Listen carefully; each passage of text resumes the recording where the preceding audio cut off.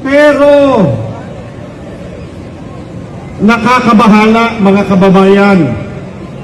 May ilan sa mga nasa gobyerno, media, mga abogado at maging ilang political analysts na matatalino sana, may kakayahan magpaliwanag ng tama at totoo. Ngunit tila nais baluktutin ang batas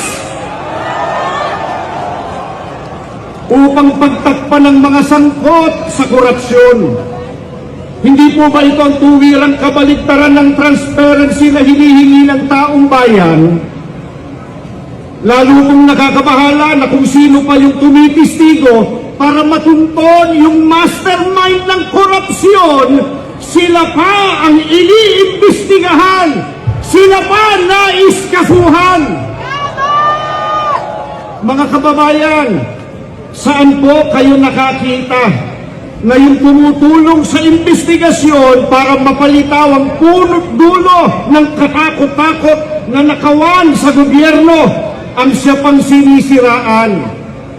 Hindi po ba masyado namang halata na concerted effort ang mga ito para taluktungan ng katotohanan at iligtas ang mga pinakanakinabang sa nakawan?